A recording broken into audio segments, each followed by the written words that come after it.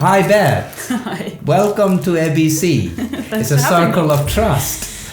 And I know you, that you've been contributing to young people's mental health so wonderfully in our unit. But perhaps today you champion the cause of how to bring compassion and centrality of importance of kindness and compassion in our work and to focus on that. How do you bring with working with people, not just young people, anyone, how do you bring that model or understanding of compassion into your work? Yeah, that's a good question. I mean, not to get too kind of psychological with it, but my understanding of compassion is kind of grounded in that kind of threat drive-soothe model. So it's an understanding, and it does apply to absolutely everyone, that we all have a threat drive. Can you explain that a little? Yeah, no, I'll explain each of them, but I kind of loosely just call it threat drive-soothe because those are the three systems that we have. So our threat system is activated when we think we're under threat, and that could be real. It could also be imagined, and we're very social beings. So these days, a lot of threat feels much more social than actual attacks, and that's what brings us anxiety and kind of lots of negative emotions, anger, and everything else. And then we have our drive system. So that's what helps us to keep going, to do things, to learn more, to work harder. So it's kind of ambition and motivation. And then the really key one that I think a lot of us often miss is our soothing system. And that's what causes a lot of issues for us, because with everything we need balance. And if those three aren't balanced very well, that's where we get difficulties. And it's a really simple way of understanding most psychological difficulties, I think, because you can often come down to someone not having enough soothing system. And this is the one that we need to help us feel connected with others, cared for by others, caring for ourselves, bringing back that balance between those three and kind of mitigating the effects of threat and drive, because we can't say we're never going to have threat and we all want to kind of strive for things, so we can't get rid of those. What we need to do is balance them out. So my understanding, coming from a very different medical model, that we have essentially in our brain or endocrine system, one is a threat system. So we get frightful of any threat, even exams or a person that we feel threat, may not be threat, but we transpire this person can be threatful. Yeah. Another system, which is motivation, that we drive ourselves to do stuff. And another one that we calm down, we connect and soothe ourselves. Yeah. So essentially, when we have disbalance, unless some people not motivated enough, or some people have really big threat system and anxiety, and not enough calming system. So how do you work with people identifying which one is working more or less and not enough soothing system? How do you bring this in the work? I mean, I use the model. I draw it out, do something like this, and I'd explain the systems. And we're often talking about emotions when we're talking about it in work. And someone might be talking about feeling angry all the time, or feeling anxious all the time, or, like you said, lacking motivation. And once you're able to explain where each of these kind of behaviors or emotions sit, people quite often, it's quite easy even for young people to go, oh, I'm really threatened all the time. And then when you explain that one of the reasons that's becoming problematic, because threat isn't problematic as it stands, it's problematic when it's too much. And when you explain that not having enough soothe kind of is what's keeping that problem going, it kind of really clicks with people. It's why I really like this, such a simple model. And it's often the case, I'm not sure I've really worked with anyone in mental health that isn't hugely self-critical. And that is where it's very obvious lack of soothe. And that's where compassion comes in, because it's, at a crude level, the opposite of self-criticism. I mean, it's a lot more than that. But on a kind of crude level, it is the opposite of being harsh about ourselves and constantly thinking we're doing the wrong thing or not enough, or and blaming ourselves and judging ourselves for everything. And we see that all the time here in all of our other work. And we could talk at length about where all of that comes from, whether that's experiences or, societal pressure. But one of the things, I mean, we don't need to go into the threat system where it is coming from, because it's mostly come from people's early experiences. They go through bullying in school or abuse of some form, so they feel threatened and anxious in life. And again, too long anxiety perhaps affect their motivation system, unmotivated. But one of the things that we see in our work, the soothing system, especially soothing ourselves, I mean, compassion to ourselves, self-compassion is lacking. So what is your tips, if there is anything, to generate more self-soothing? What are the ways we can generate more self-compassion? I mean, there's obviously kind of standard things, and people hear the kind of buzzwords of self-care all the time, and as much as you can kind of roll your eyes, some of it's really important. But actually, I think it goes further than that, and it's very unique to each individual as to what suits them. So, for me, it might be taking time out and doing self-care activities like having a bubble bath and attending to my personal care.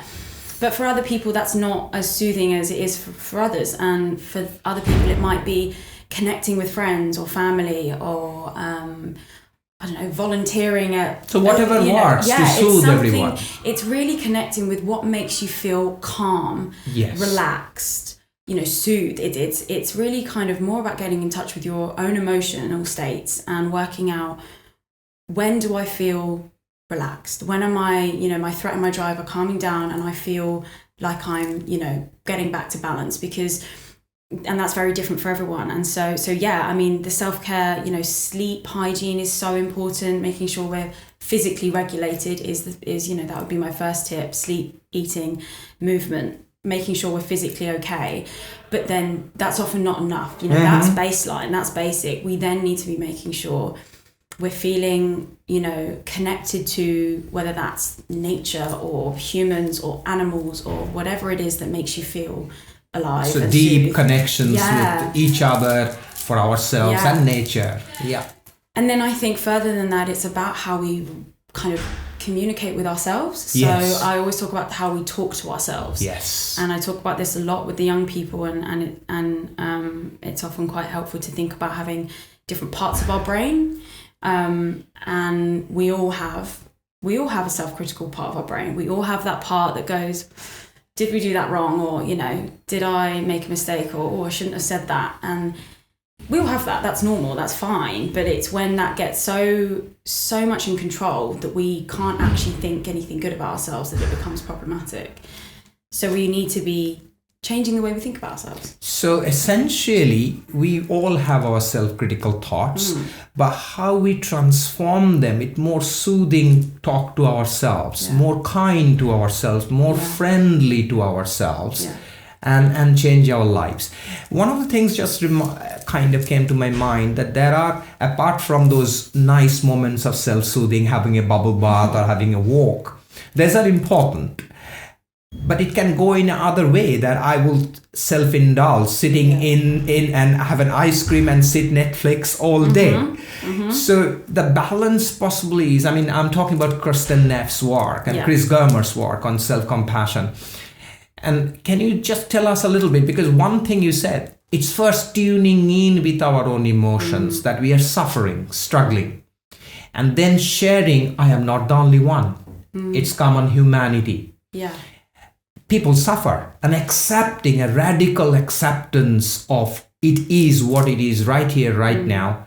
But then the third step is soothing what works. Do you want to elaborate a little bit? Even sometimes self-compassion letters and breaks I mean, there's so many practices that we use therapeutically, like writing letters, or compassionate imagery can be quite powerful for people that are kind of got that creative mindset. But I think when I was talking about how we talk to ourselves, I think that element of common humanity is the really key part, because often we're beating ourselves up thinking that we're the worst one in the room.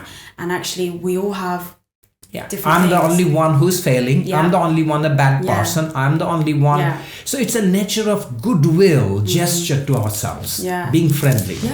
But actually it's just about acknowledging everyone's flaws and everyone's suffers. But then being able to see on top of that everyone is also uniquely fantastic in different ways, and then you need to use that to see where you sit with that. But I think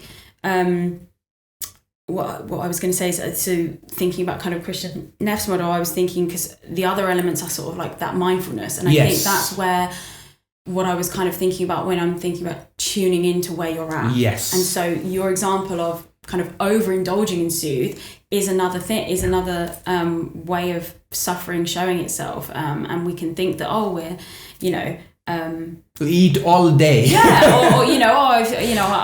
we're doing it for self-care reasons, but actually if you're being honest with yourself, and that's where that kind of mindfulness and tuning into your own emotions is really important, because actually if you're avoiding something, if you're procrastinating, if actually you're doing it because you don't have the energy, then it's your drive is not enough. Yes. And so I know I talked earlier about soothe often being the one that isn't enough, but actually the key is the balance. Yes. Because if you have too much soothe, that's also that not doesn't helpful. is self-indulgence. So there is a slight kind of, it's again another distinction is self-pity and wallowing in the pity and self-indulgence. And self-compassion is also different from self-esteem, which is related, but it's not narcissism. It's not wallowing in pleasure, but it is about really being friendly. One thing I wanted to ask or maybe clarify from our audience is, when you say mindfulness, my understanding is deep attunement of our emotions and feelings non-judgmentally and moment by moment. So we tune in rather than putting things under the carpet, that I am suffering and holding it with greater peace. And knowing that it is okay at this moment. I'm not going past, I'm not going future thinking I'm going to fail, I'm going to suffer, or I had suffered. But it is right here, I'm struggling, and it's okay because everybody suffers. So another question for you is how you bring that compassionate attitude while we work with patients, and how compassion is important in our work, because we are very highly skilled individuals as a doctor, as a psychologist, but only the models of therapy doesn't work unless we bring compassion, kindness into it. Can you talk a little bit about it? Well, I think you've already touched on it, because I think within that being kind of mindful, that non-judgmental attitude is just, for me, that's the key. I think you need, the way that I approach therapy and the way that, I approach everything really, I hope, and that's what I'm striving for, is to be non-judgmental, and it's also about kind of meeting someone where they're at. So if someone is, you can see how powerful their self-criticism is, how diminished their soothe system is, you can't kind of jump in going, right, let's do this. You're amazing, it's fine. You need to kind of align with them and sit with that for a while. People can't be dragged out of it until they feel like they're heard. So actually, until they feel like you understand the pain part, they can't then be shown the way to kind of, see the doors and the windows out of that room. So it's making sure that you've done the work to understand them before you kind of scaffold some answers and some things that might help, and it's also because without attuning to them in that way, you won't be able to pick up on, okay, which of these millions of things within the kind of umbrella of compassion should I be suggesting. I'm not going to know whether imagery will work or self-talk will work or letters, or you have to individualize it.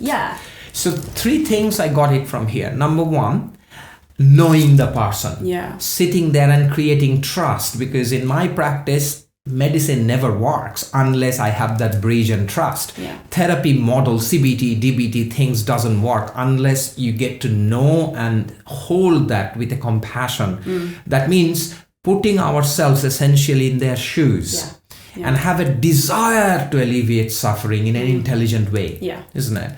So it is central. And okay, any other things that come? I mean, this is a short video, and I think you have hit the nail in the word in our work, the centrality. Anything else comes to your mind that would be helpful for people to know about importance of kindness and compassion and how they bring in their everyday life themselves? Because I was going to say, I've been talking mainly about kind of using it in therapy, but this is something that we can all use in our own lives. And I think actually you touched on something really important earlier about kind of the difference between self-compassion, self-pity, self-esteem, because I think the difficulty with compassion, and this is one of the, I guess, the barriers that we come up against in both therapeutic work and in helping people just use this in their lives, is that there are a lot of misconceptions about what compassion is.